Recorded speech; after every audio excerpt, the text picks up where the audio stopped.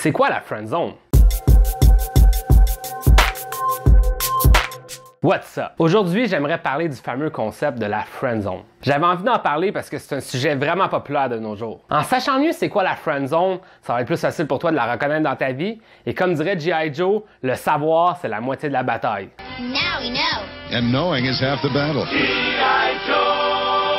Sur ce, allons-y. Donc, c'est quoi la friend zone? La friend zone, c'est lorsque quelqu'un s'intéresse à une autre personne d'une manière romantique, tandis que cette personne-là préférait seulement rester amie. On attribue l'origine de l'expression à un épisode de la série américaine Friends. Dans un épisode qui a été en ondes pour la première fois le 3 novembre 1994, Joey dit à Ross qu'il est dans la friend zone.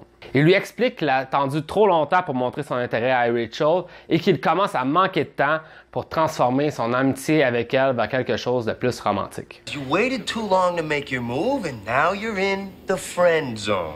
En passant, tout n'était pas perdu pour Ross, parce que vers la fin de la télésérie, Ross et Rachel finissent par être ensemble et même se marier. Bon, pour en revenir à la friend zone, dans la francophonie, certaines personnes vont utiliser l'expression « cas-amis » pour désigner la friend zone. Mais la majorité des gens vont quand même utiliser l'expression sous forme d'anglicisme, donc ils vont dire par exemple « cette personne-là est dans la friend zone ». Même si l'expression a été popularisée en 1994, ce n'est qu'en 2012 que l'expression a pris son envol en popularité, comme on peut voir sur ce graphique Google Trends. Le sujet de la friendzone est très populaire sur Internet et est même à l'origine de plusieurs images humoristiques. Parce que parfois, comme on dit, vaut mieux en rire qu'en pleurer. En voici quelques exemples que j'ai traduits de l'anglais. Elle lit ton poème. Si seulement plus de gars étaient comme toi.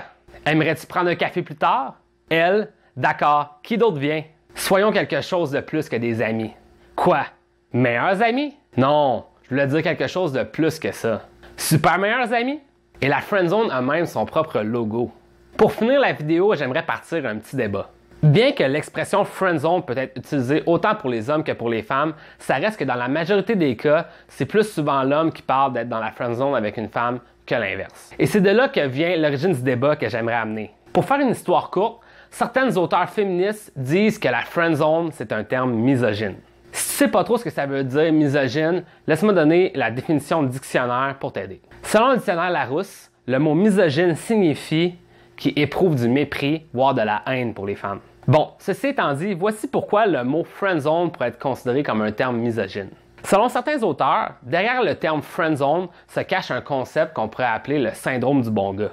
Le syndrome du bon gars, c'est lorsqu'un homme croit qu'une femme se doit de lui donner de l'affection ou de l'intimité juste parce qu'il a été gentil avec elle. Et si malgré la gentillesse de l'homme, la femme n'est toujours pas intéressée, bien c'est elle la méchante dans l'histoire. C'est elle qui a mis l'homme dans la friend zone. Évidemment, c'est une façon de voir les choses qui est très réductrice pour la femme parce que c'est comme si elle perdait sa liberté de choisir et qu'elle devait obligatoirement être intéressée en retour si un homme s'intéresse à elle. Moi, personnellement, je comprends cette théorie-là, mais je suis pas tout à fait d'accord. Je crois pas que la majorité des hommes qui utilisent le terme la friend zone l'utilisent dans ce sens-là. En fait, quand un homme parle de la friend zone, dans la majorité du temps, c'est pas tant pour accuser la femme de pas l'avoir aimé en retour. Mais c'est plus souvent pour exprimer sa déception vis-à-vis le fait qu'il n'est pas perçu comme un amant ou un amoureux potentiel à ses yeux. Donc maintenant, j'ai une question pour toi. Est-ce que la friend zone, c'est un concept misogyne? Laisse-moi savoir ce que tu en penses dans les commentaires. Bon, c'était tout pour la vidéo. Si tu as aimé cette vidéo, laisse-moi un like, abonne-toi et on se voit dans une prochaine vidéo. See ya!